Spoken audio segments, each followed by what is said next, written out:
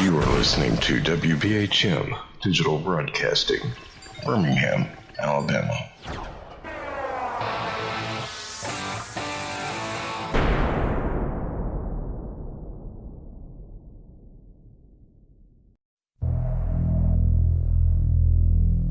Welcome to the Paranormal Experience radio show with your host, Kat Hobson. We are here to learn all we can about every type of experience within the paranormal. There will be interviews with seasoned investigators of the spiritual realm, including ufologists, cryptozoologists, psychics, mediums, authors, and creators of technology, and others with credible knowledge to share. Together, we will find out what brought these investigators of the unknown into the field and learn what keeps them working so hard in it. I'm interested in learning how these individuals go about their work, and I believe you are too. This program is all about bringing those who are in the field together with our listeners who are interested in what they find. For us, the paranormal is all about working with and supporting each other. We're all here seeking answers to the questions that bother us so. Now, let's get those answers. And enjoy the show.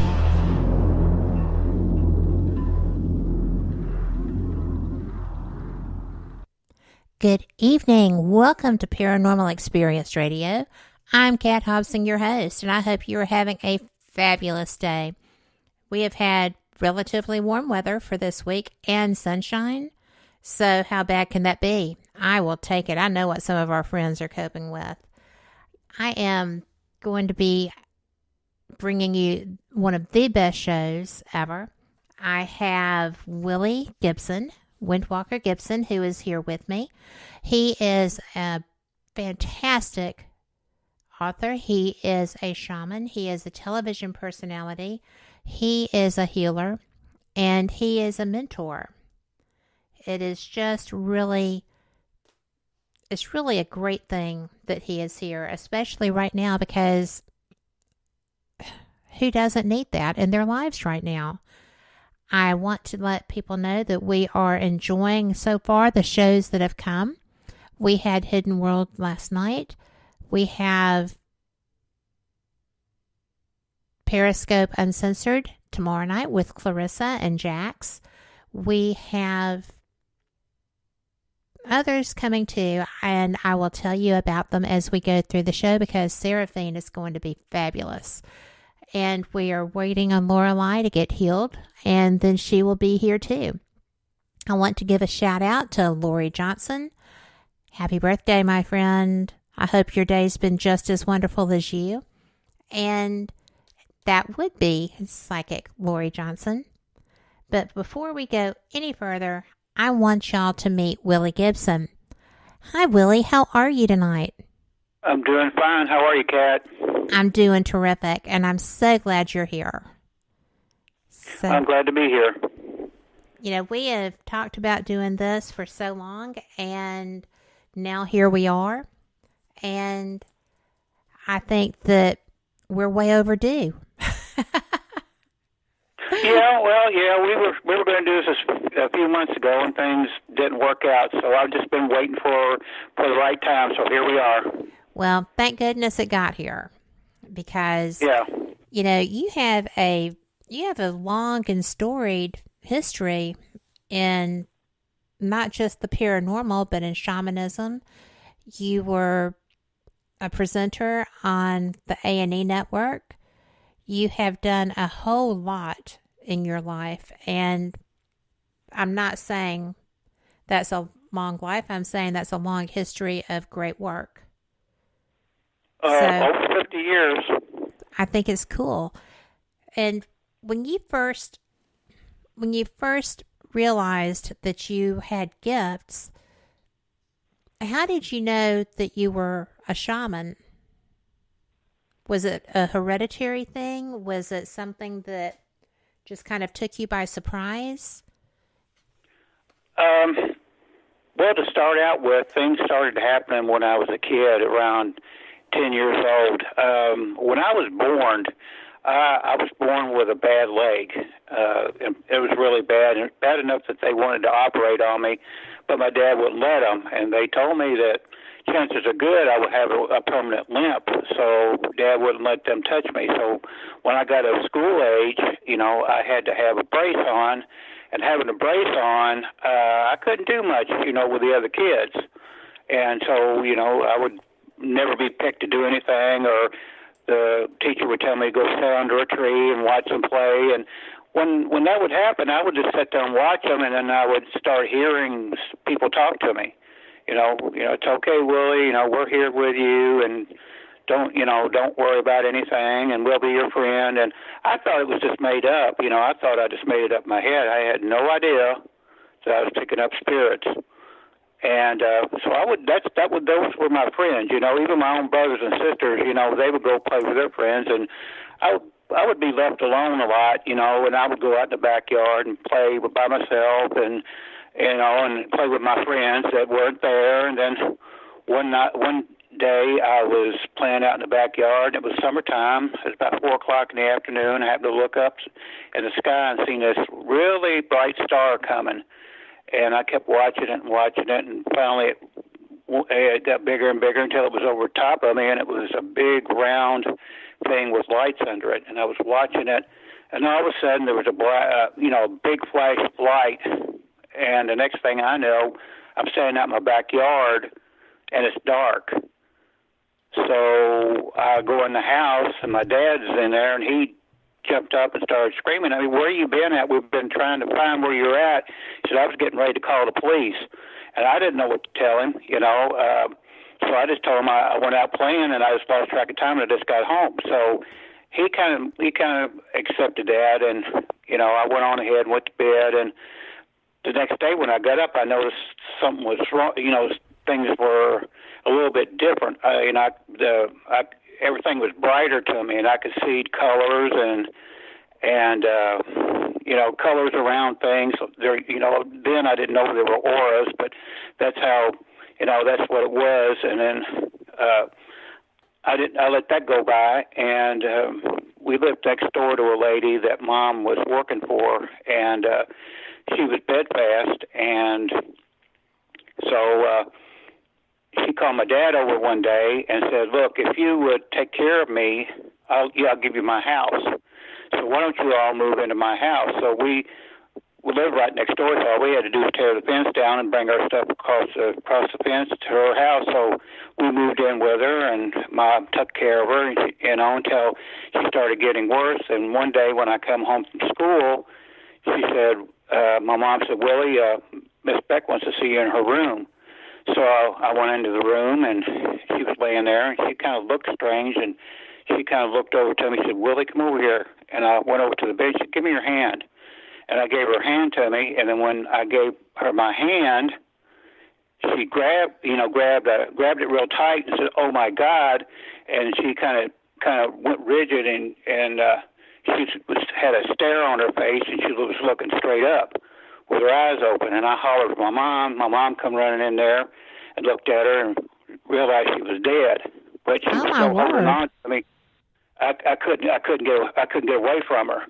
So she said, "Don't do anything. Just stand there. I'm going to call your dad."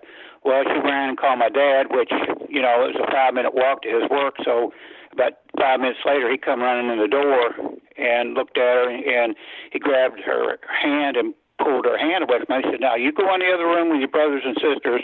Shut the door and don't come out until I tell you to." So we went in there, and we were there for hours and hours, and we were looking out the window, and we seen people coming in and out of the house, and police were there, and ambulance was there, and finally, when everybody was gone, Dad came in and got us and said, "Look, Miss Beck is dead, and we own this house now, so don't be afraid."